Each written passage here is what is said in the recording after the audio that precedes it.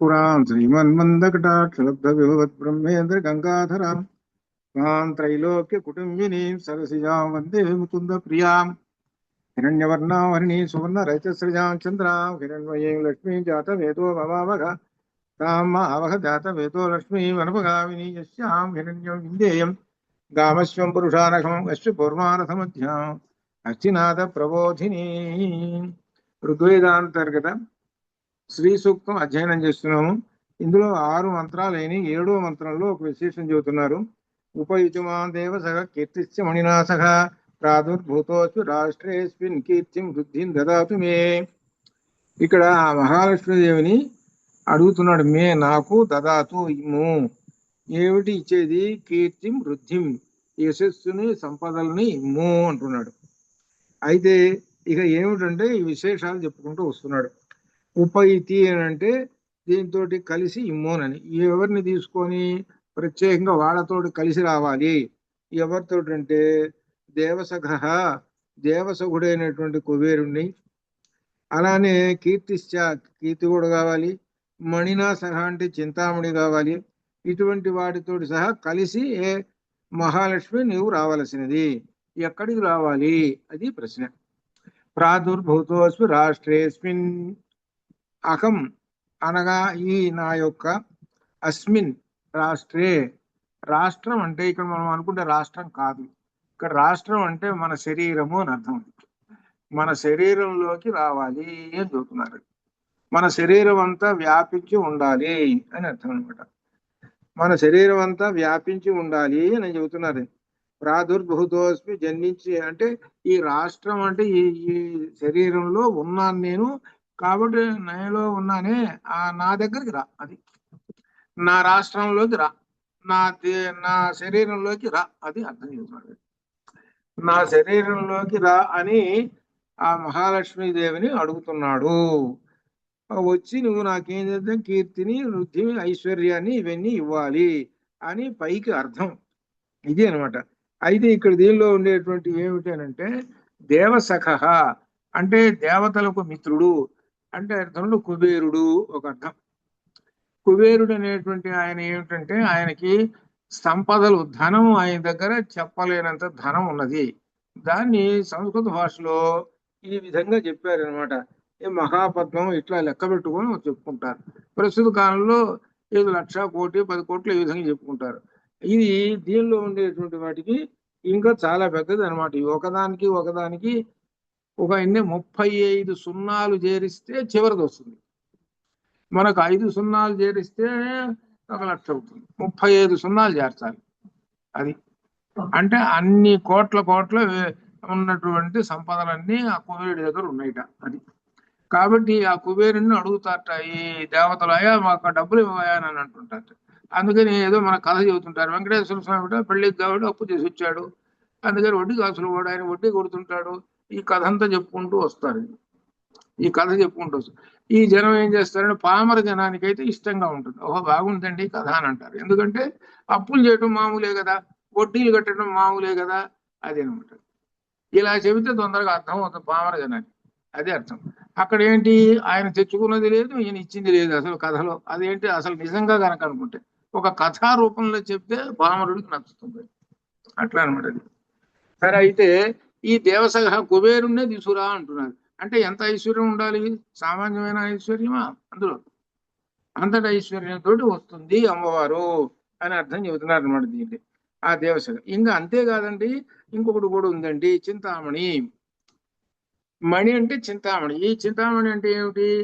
దేవతలు రాక్షసులు పాల సముద్రాన్ని చిలుకుతున్నారట. చిలుకుతుంటుంటే చాలా పుట్టినట. ఆ పుట్టినటువంటి వాళ్ళ చింతామణి ఒకటి పుట్టిందిట, కల్పవృక్షం ఒకటి పుట్టిందిట, చింతామణి కూడా పుట్టిందిట. ఏమిటి ఇవి చేస్తున్నాయి అంటే కల్పవృక్షం ఏది కావాలంటే అది ఇస్తుంది, చింతామణి కూడా ఏది కావాలంటే అది ఇస్తుంది. కాబట్టి నువ్వు చింతామణి కూడా తీసుకొని వచ్చావనంటే నాకు ఏది కావాలంటే ఎప్పుడు ఏది కావాలంటే నేను అడుగుతాను, ఇస్తుంది. నువ్వు వస్తున్నావంటే అర్థం ఏంటి? కుబేరుడు వస్తుంటాడు, చింతామణి వస్తుంటుంది. అసలు నువ్వు ఎక్కడి నుంచి వచ్చావమ్మా? వచ్చిందే పాల సముద్రంలో నుంచి కదా వచ్చింది. నీతో పాటు మొత్తం వీళ్ళందరూ కూడా వచ్చేస్తారు. అది కోరుకుండేటువంటిది. అంటే అర్థం ఏమిటన్నమాట దీనిలో పైకి అర్థం అట్లా కనపడుతూ ఉంటుంటుంది మనకి. ఏమిటంటే దీనిలో అసలు విశేషం ఏంటంటే చింతామణి అంటే చింతామణి, చింతామణి గృహాంతస్థ అనేటువంటి మాట కూడా మనకేదో లలితలో వచ్చిందనమాట. ఈ చింత అనేటువంటి తీసేస్తుంది అని అర్థం అనమాట. చింత అనేటువంటి చింత, చింతలో సున్నా తీసేసాం అనుకోండి ఏమవుతుంది? పెద్ద అర్థం ఉంది. చింత ఏంటంటే గొప్ప విశేషం, చితికి పోయినప్పుడు చింత పోతుంది.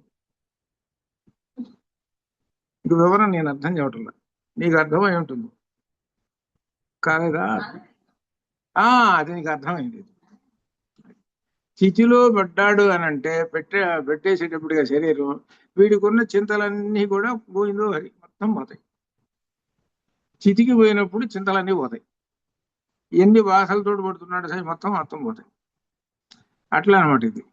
అట్లా ఈ విధంగా అనమాట. ఇంకా అంటే ఇంకొక అర్థం ఏంటంటే చింతామణి అని అంటే నీవు ఏవైతే చింతిస్తున్నావో, ఏవి కావాలని కోరికతో ఉంటావో అవన్నీ ఇస్తుంది.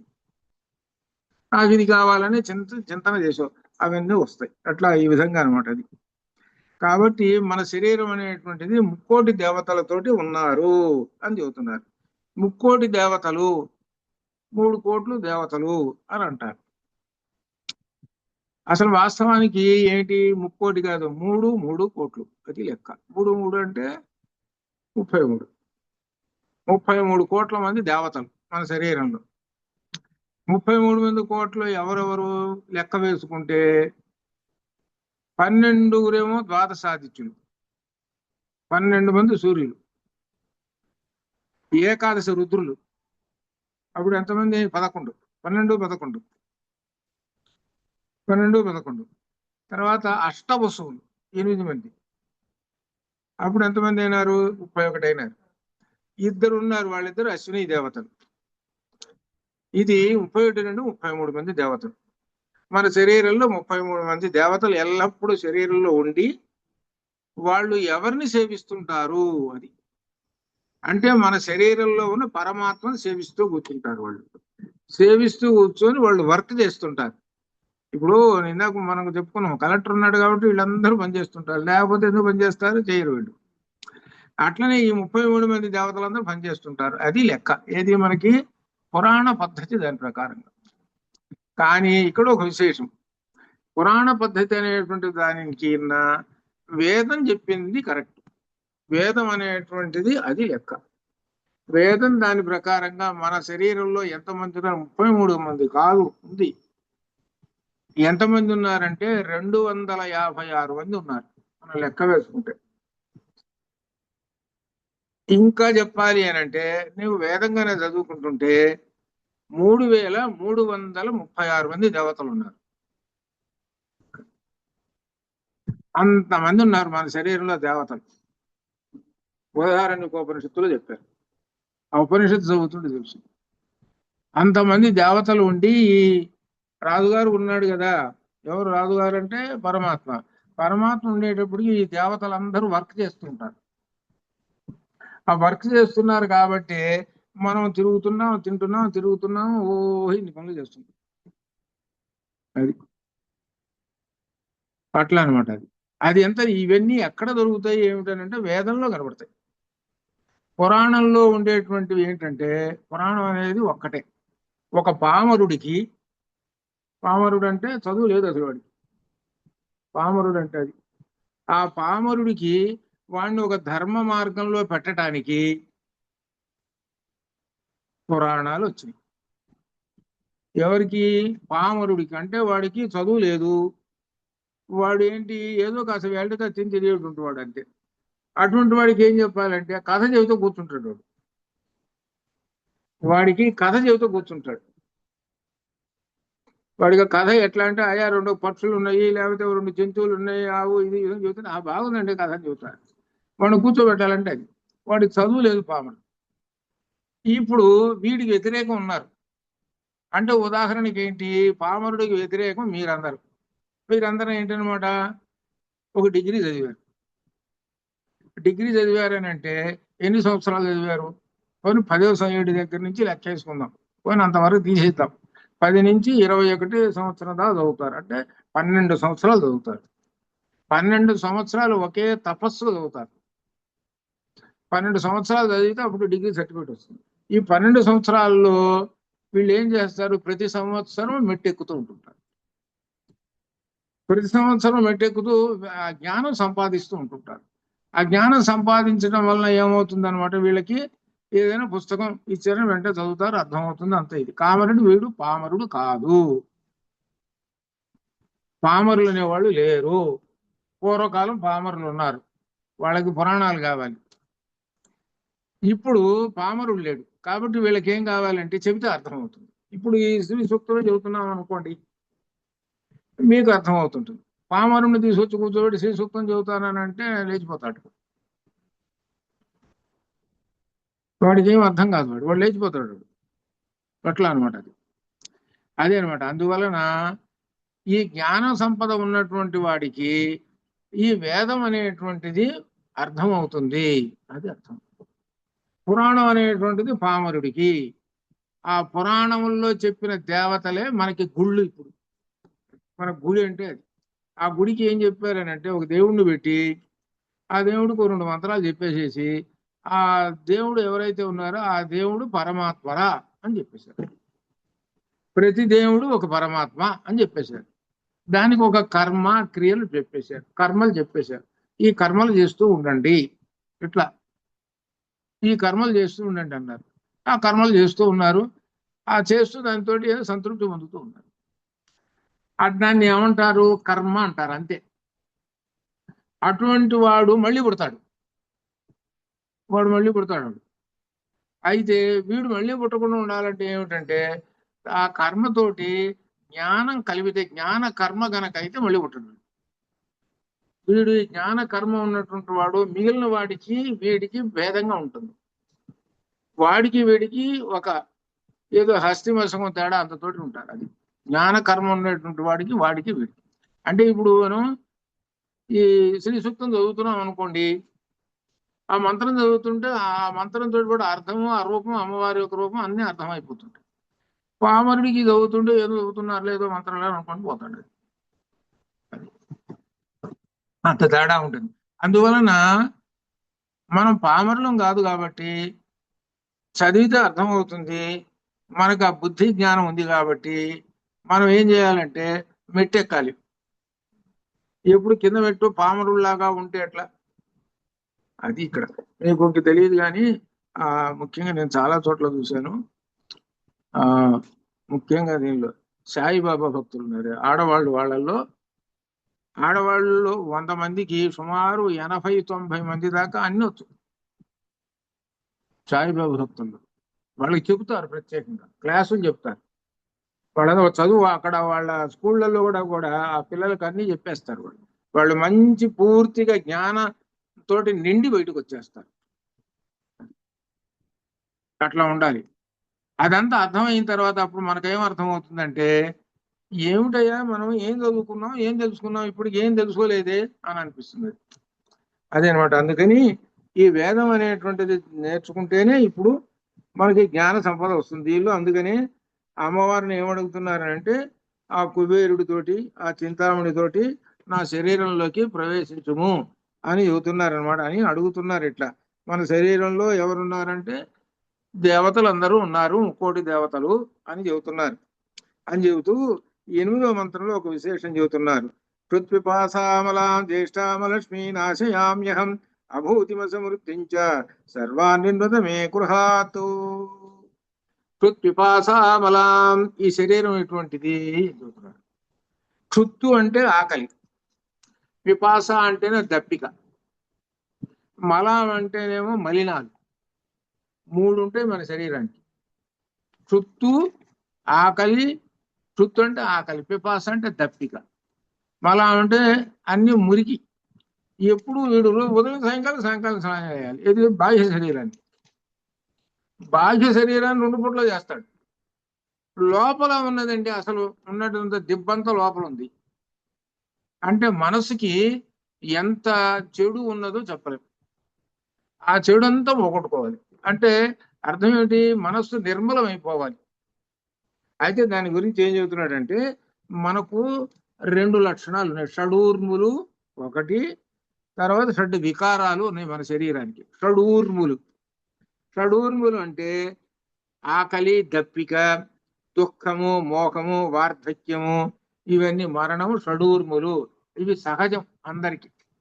షట్ ఊర్ములు అన్నమాట వీటిని. అలానే ఇంకా షడ్ వికారాలు ఉన్నాయి మన శరీరానికి. ఏమిటంటే అవి అస్థి జాయతే. అనగా అస్థి అంటే ఉండటం. ఎక్కడ ఉన్నాడు మొట్టమొదటి వీడు అంటే తల్లి గర్భంలో ఉన్నాడు, అస్థి.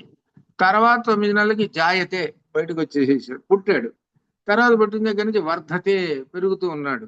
పెరుగుతూ పెరుగుతూ వీడు విపరిణమ్యతే.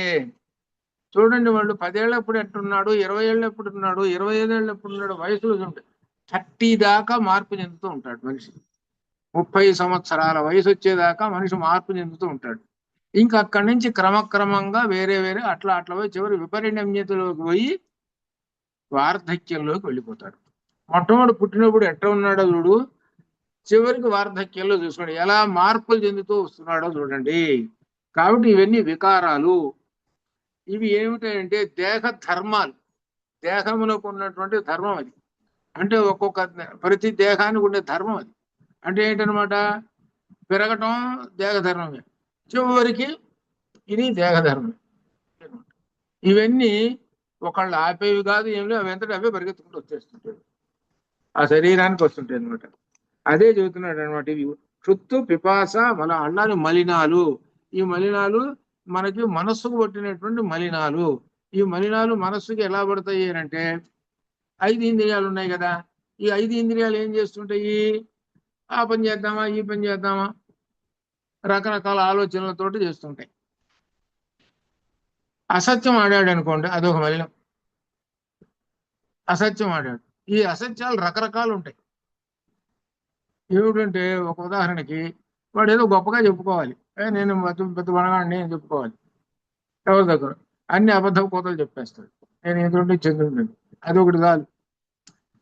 ఇట్లా అనమాట అసత్యాలు. మీకు ఒక రహస్యం ఉంటుంది, మీకు అందరికీ కూడా ఈ సందర్భంలో చెప్తారు. సత్యనారాయణ స్వామి వ్రతం అని చేసుకుంటారు, మీరందరూ విన్నారు కదా. 5 కథలు చెబుతుంటుంటారు, అందరూ విన్నారు కదా. అది పురాణంలో ఉన్నటువంటి కథ. అది ఎందుకు చెప్పారు అంటే సత్యమును పాటించము అని చెప్పారు. సత్యం అంటే ఏమిటో 5 రకాలుగా ఉన్నది చెప్పారు. సత్యం 5 రకాలుగా ఉన్నది కథలో. దేవుడికి ఏమనుకున్నారు, ఏమంటే నాకు ఈ పని అయిపోతే నేను ఈ చేస్తానంటే అన్నాడు అని అనుకున్నాడు. సరే అయిపోయింది. అయిపోయిన తర్వాత చేయలేదు, అది సత్యానికి వ్యతిరేకం. అలానే పరమాత్మని వ్యతిరేకించాడు, అది సత్యమునకు వ్యతిరేకం.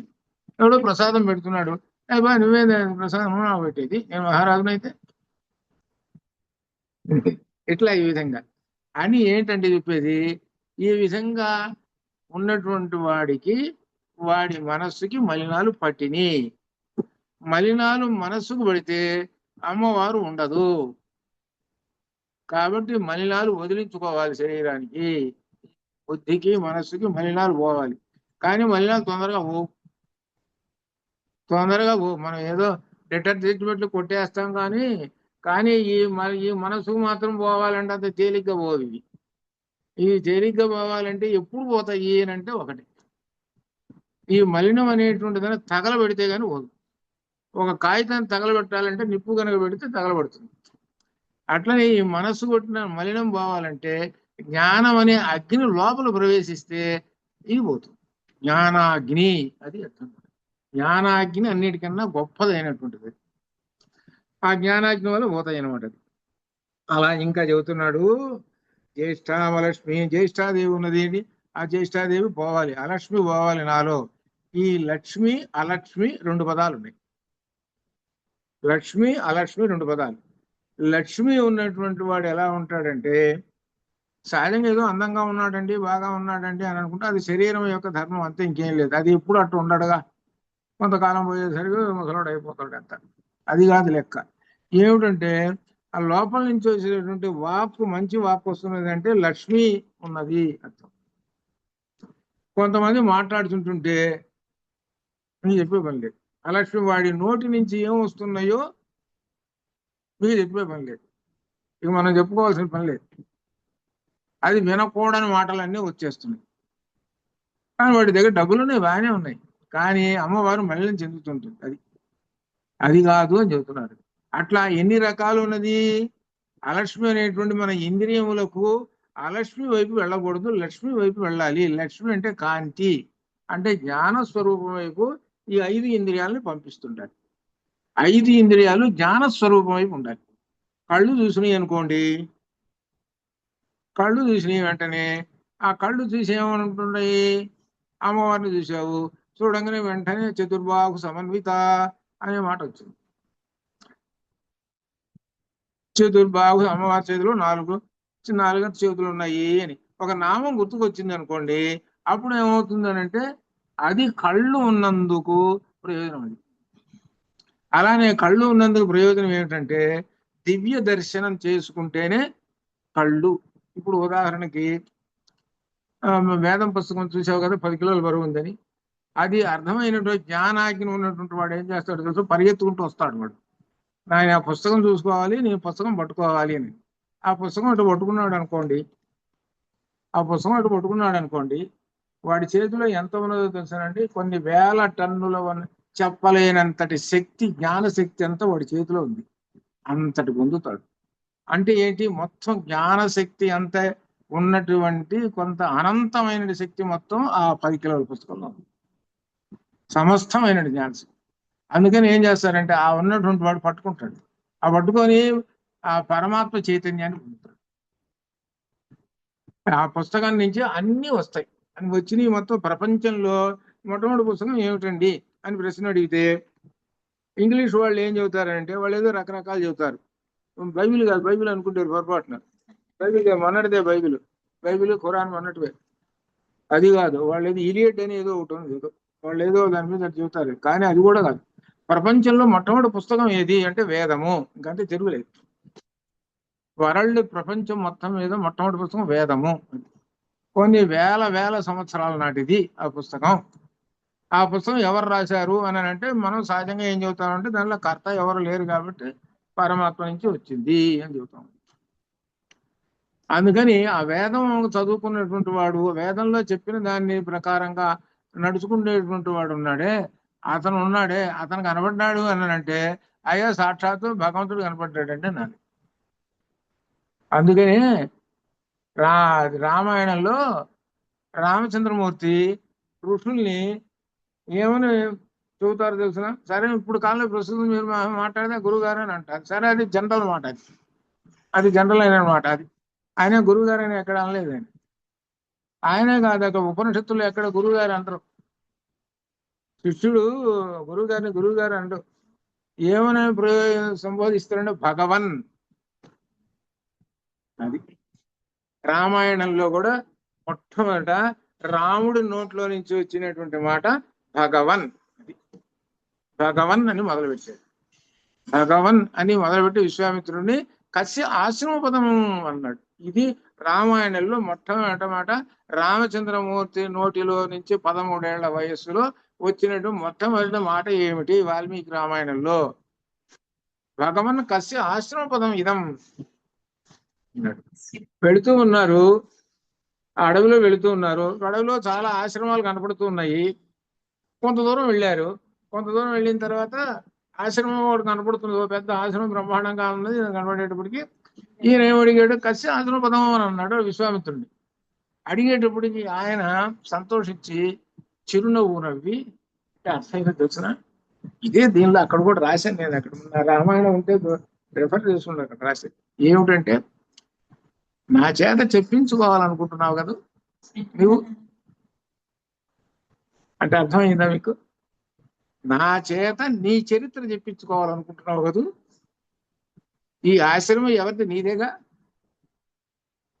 అంటే అర్థం ఏమిటి? దశావతారాల్లో వామనావతారంలో వామనుడు విష్ణువు వామనుడుగా వచ్చి బలిచక్రవర్తి దగ్గర తీసుకున్నాడు. ఆ తీసుకున్న తర్వాత ఒక ఆశ్రమానికి వచ్చి తపస్సు చేసుకుంటూ కూర్చున్నాడు. ఈ వామనుడు ఎవరు? విష్ణువు. విష్ణువు యొక్క 10 అవతారాలలో రామావతారం ఒకటి. నీవే కదా స్వామి, నువ్వు నాచే చూపించుకోవాలి అనుకుంటున్నావా నీ ఆశ్రమం గురించి అని లోపల. అందుకని చిరునవ్వు నవ్వి అప్పుడు చెప్తాడు అనమాట, ఈ ఆశ్రమం ఎవరిదంటే వామనుడిదయ్యా అని కథ చెప్పుకుంటూ వస్తాడు ఇట్లా. ఎందుకనంటే ఇక్కడ విశేషం ఏంటంటే వేదము చదివినటువంటి వాడిని, వేదాలలో ఉండేటువంటి చదువుకునేటువంటి మహర్షులు వాళ్ళని అప్పుడు శిష్యులు భగవన్ అని సంబోధించేవాడు. ఇప్పుడు కాలంలో గురు సంబోధన అనేటువంటిది ఎలా అయిపోయిందని అంటే చాలా సులభంలో అయిపోయి దానికి అర్థయుక్తమైనటువంటి ఆచరణ లేకుండా ప్రయోగిస్తారు. అంటే అర్థమైందా? దానికి అర్థం ఏదైతే ఉందో దాన్ని మాత్రం ఆచరించరు. ఒక పదం ఒకడు పడేస్తే సరి, అర్థం దాని దగ్గరగా సార్. ఎందుకంటే నేను చెప్తున్నది ఒక ఆయన ఉన్నాడు అనమాట, అంటే సంక్షిప్తంగా చెబుతా. మీకన్నా చాలా గురువు, అసలు మీరు ఆ భక్తులు అసలు మీరు చాలరు అని అనుకుంటే. దాన్ని ఏమంటారు అంటే సౌందర్యలహరి రోజు కారు తీసుకుని వచ్చి ఇంటికి తీసుకుని సౌందర్యలహరి కూడా తెప్పించుకున్నారు, అంత బ్రహ్మాండంగా ఉన్నారు, ఒక 10 మంది. అటువంటి ఆయన ఒక్కసారిగా మౌడు వెళ్ళాలి ఇద్దరు ఒక్కసారి, వాళ్ళు ఎక్కడనో ఇంకా ఎవరినో గురువుని ఎవరినో పట్టుకొని ఏదో మొత్తం మీద అటు వెళ్ళిపోయి ఈ రోజు వరకు ఇప్పుడు 8 సంవత్సరాలు అయింది ఈ ఊళ్ళోనే ఉంటారు. ఇద్దరు బ్యాంకీలో ఉద్యోగస్తులు, భార్యాభర్తలు ఇద్దరు. తర్వాత కొంతకాలానికి అర్థమైంది అనమాట ఆమె యొక్క ఏంటి గురు సంబోధన అనేటువంటిది పైకి మాత్రం చెప్పటం, లోపల ఏమిటనంటే నిజమైన భక్తి కాదు. అది ఉపయోగించుకుందాం, ఉపయోగం అయిపోయింది అంటే ఒడ్డు దాటాం, చేరాం, ఇంకా దేనికి, ఇంకా ఒడ్డు చేరేసాం, అయిపోయింది. ఒడ్డు చేరేసాం కదా, ఇంకెందుకు మనకి, అదే అనమాట. అట్లా ఇక్కడ ఉన్నారు ఈ రోజు వరకు మాట్లాడకూడదు ప్రశ్న. ఒకప్పుడు చూస్తే మాత్రం ఎంత నిజమే నేను నమ్మాను, నేను ఎంత నమ్మానో పోయిందో అది. చివరిగా నాకు అప్పుడు ఆపరేషన్ అయినప్పుడు గుర్తుందా లేదు నీకు, వచ్చినప్పుడు వాళ్ళు ఏమన్నా తెలుసా, గురువు గారిని మేము ఇంటికి తీసుకుపోతాం నేను అనేటప్పటికి అని 5 నిమిషాలు అయిపోయాడు. ఏమంటే గురువు గారిని మా ఇంటి పక్కనే ఒక ఇల్లు ఖాళీ ఉందండి, ఆ అద్దెకి తీసుకోండి, అక్కడ ఉండి మేము చూస్తుంటాం అన్నాడు. అయిపోయింది. ఇక 2వ వారం అన్నాడు, ఇంతే సంగతి. అన్ని అబద్ధపు కోతలే. అందుకని ఏంటంటే ఈ గురు శబ్దాన్ని ఇలా పాడు చేసేసి చివరికి వాళ్ళు ఆ కర్మఫలాలను తెచ్చుకుంటారు.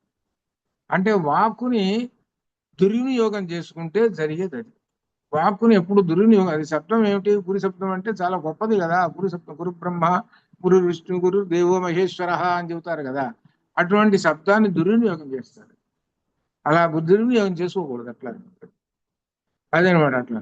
అందుకని దీనిలో చెబుతున్నారంటే అలక్ష్మీ అంటే ఏంటంటే అలక్ష్మి ఉంది అని అంటే శబ్దాన్ని దుర్వినియోగం చేస్తున్నాడు.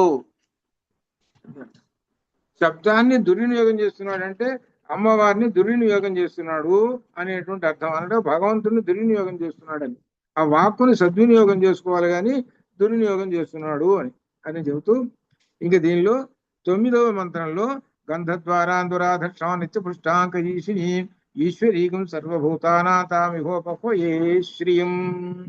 ఇందులో ఖడ్గమాల వస్తుంది. ఖడ్గమాలలో చెప్పినటువంటివి ఆకర్షణ దేవతలు ఉన్నారు. ఆకర్షణ దేవతలు ఏంటంటే మనలో ఉన్నారు ఆకర్షణ దేవతలు. ఏమిటంటే ఉదాహరణ గంధాకర్షణి, రూపాకర్షణి అని చూడండి అక్కడ.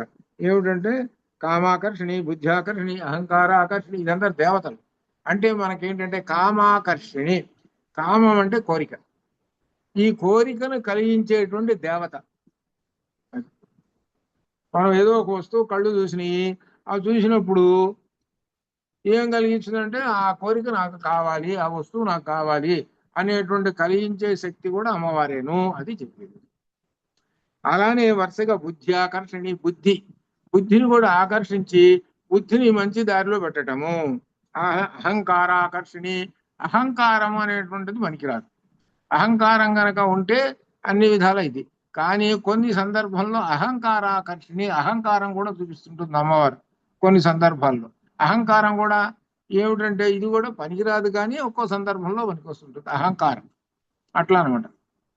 అట్లా ఈ విధంగా శబ్దాకర్షణి, శబ్దం అంటే వాక్కులు, శబ్దములు అంటే వాక్కులు, వాటిని. స్పర్శ ఆకర్షణి, స్పర్శ అంటే మనం ఈ చెయ్యి ఉంది కదా, చెయ్యి తాకాం, ఆ తాకేటప్పటికి స్పర్శ తెలుస్తుంటుంది అనమాట. ఇవన్నీ ఏమిటంటే ఇవన్నీ కూడా శబ్ద స్పర్శ రూప రసగంధములని మనకు 5 ఉన్నాయి. ఈ 5 ఏమిటి? 5 ఇంద్రియాలు. ఈ 5 ఇంద్రియముల యొక్క శక్తులు ఇవి అర్థం అనమాట.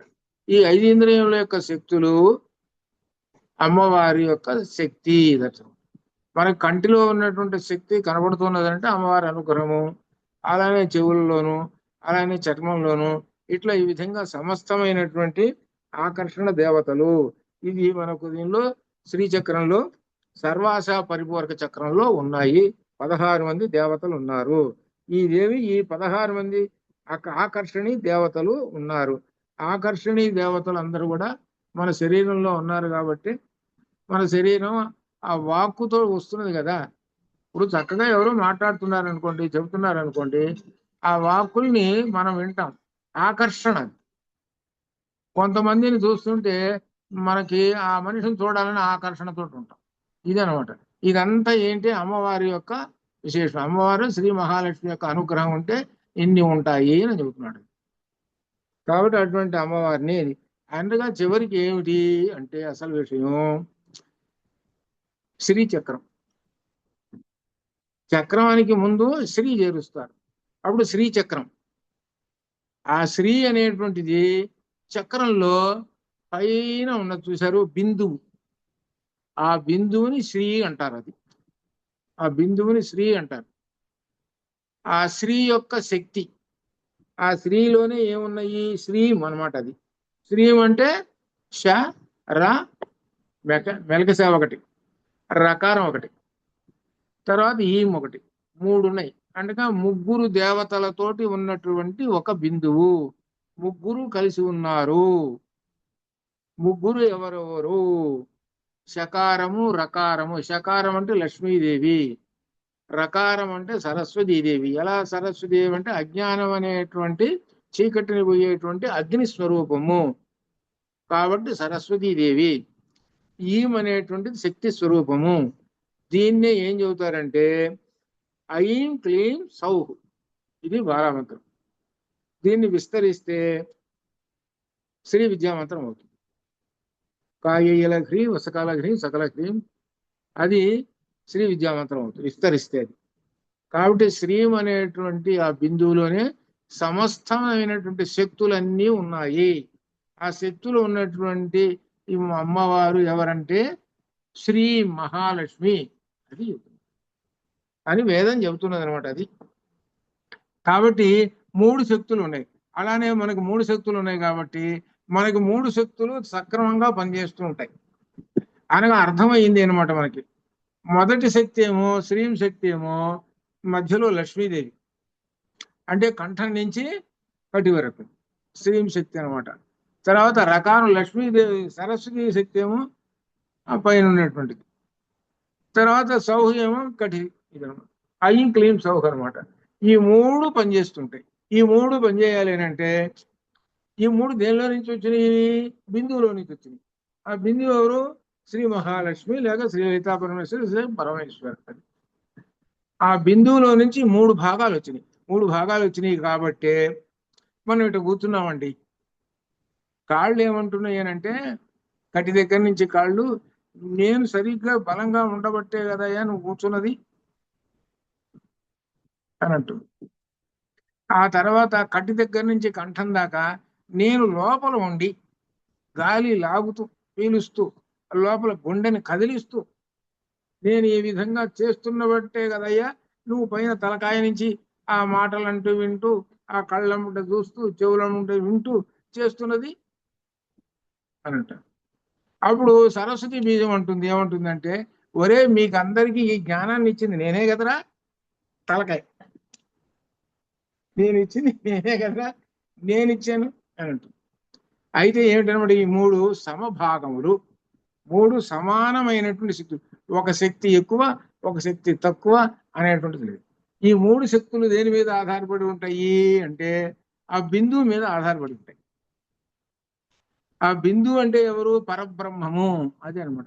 పరబ్రహ్మం మీద ఆధారపడి ఉంటాయి ఈ 3, ఆ బిందువు మీద ఆధారపడి. ఆ బిందువు ఉన్నంత కాలము శరీరంలో మహా చైతన్య శక్తి ఈ మూడు పనిచేస్తుంటాయి. ఎప్పుడైతే బిందువు నేను ఇంతే సంగతులు అంటే ఇంతే సంగతులు, ఇంకా అంతే సంగతులు, ఇంకా ఇదనమాట. అదే అర్థం చేసుకోండి అని చెబుతున్నారు. కాబట్టి ఈ మూడు భాగాల్ని ఏమన్నా లలితలో శ్రీమద్ వాగ్భవకోటైక స్వరూప పంకజ కంఠాల కటి పర్యంత మధ్యకోట స్వరూపిణి శక్తి కోటైక తాపన్న కక్షధోభాగధారిణి, ఈ మూడు భాగముల్ని కలిపేటువంటి ఒక విశేషం ఉంది. దాన్ని వెన్నుపూస అంటారు. వెన్నుపూస ఇక్కడి నుంచి ఇక్కడ దాకా మన కటి దాకా ఉంటుంది. ఇవి కలిపేసేసి చివరిన పూస చివరి కటి భాగానికి శక్తిని ఇస్తుంటుంది. శక్తినిచ్చి మీరు ఈ కాళ్లలో శక్తిని ఇస్తున్నాను, మీరు నిలబడండి, మీరు నిలబడితే పై రెండు నిలబడతాయి. అట్లా అనమాట. ఈ మన శరీరం అనేటువంటిది అంత గొప్పదైనటువంటిది అని అర్థం చేసుకోండి. నేను వేదం చెబుతున్నది అనమాట. అది కాబట్టి మూడు భాగములు కాదనమాట దీనిలో అని ఈ విధంగా మనకు దీనిలో చెబుతున్నట్టు ఇది ఆకర్షణ దేవతలు అనమాట. ఈ ఆకర్షణ దేవతల గురించి అర్థం చేసుకోండి అని మన శరీరంలో ఉండేటువంటి. ఇప్పుడు ఇంతవరకు చెప్పుకున్నది కూడా కేవలం ఒక సంక్షిప్తంగానే చెప్పుకున్నాం. దీన్ని విస్తరిస్తే మన లలిత నామాల్లో చాలా వస్తాయి. గంధద్వారాంతురాధర్షం నిత్యపుష్టాంకరీషిణి ఈశ్వరీయం సర్వభూతాన తామిహోపక్వ ఏ శ్రియం అని అంటాడు. గంధద్వారా దురాధర్షం. ఏమిటి గంధద్వారా అంటే గంధం అంటే అర్థం వాసన. వాసన వాసన పట్టేది ఏంటి? నాసిక పడుతుంది. నాసిక వాసన పడుతుందంటే నాసిక ఎక్కడి నుంచి వచ్చింది? మనం చెప్పాం మీకు, పంచభూతాల నుంచి పంచ జ్ఞానేంద్రియాలు వచ్చినాయి. వాటిల్లో భూమి నుంచి నాసిక వచ్చింది, అగ్ని నుంచి కళ్ళు వచ్చింది, ఆకాశం నుంచి చెవులు వచ్చింది, వాయువు నుంచి మొత్తం ఈ చర్మం వచ్చింది. కాబట్టి ఈ శరీరం అంతా పంచభూతాత్మకమైన శరీరము. కాబట్టి ఏమన్నారు తెలిసిన? ఈ శరీరం అంతా ఏమన్నారు తెలిసిన? శివస్వరూపము అన్నారు. శివ అంటే ఇక్కడ అర్థం ఏంటి? శివుడు అని అనుకుంటారు. కాదు, మంగళకరమైనటువంటి స్వరూపము. శివ అనే దానికి అర్థం అది. శివ అంటే శివుడని కాదు అర్థం, మంగళకరమైన అని అర్థం, అసలు అర్థం. అందుకని ఏం చెప్పారు? ఈ శరీరాన్ని 5 పంచభూతాలు కదా, 5 పంచభూతాలను ఏమంటారు? నమశివాయ అంటారు. నా అంటేనేమో నభము ఆకాశం, మా అంటే మరుత్తు అంటే గాలి వాయువు, సి అంటే శిఖ అంటే అగ్ని, వరుసగా అనువస్తున్నాయి. దాని తర్వాత వా అంటే వారి, వారి అంటే నీళ్లు, యా అంటే భూమి. ఇప్పుడు మొత్తం కలపండి అక్షరాలు, 5 అక్షరాలు. అది అర్థం. ఈ శరీరం నమశివాయ, అది అర్థం. నమశివాయ అనే దానిలో అర్థం అంటున్నది అది. అది మంత్రం చేయండి అని అంటే ఓం కనుక తెలిస్తే ఓ నమశివాయ అంతటి అర్థం ఉంది అనమాట. అట్లనే మన తర్వాత ఇంకొక మంత్రం కూడా చెబుతున్నది. ఇంకో క్లాస్ అయితే కానీ పూర్తి కాదు. అంతవరకు మీ మీ వీలుని బట్టి చూడండి. అంతవరకు శుభం భయాత్తు. పూర్ణమద పూర్ణమిదం పూర్ణాత్ పూర్ణముదచ్యతే పూర్ణస్య పూర్ణమాదాయ పూర్ణమేవావశిష్యతే. అస్తు ఓమా సద్గమయ.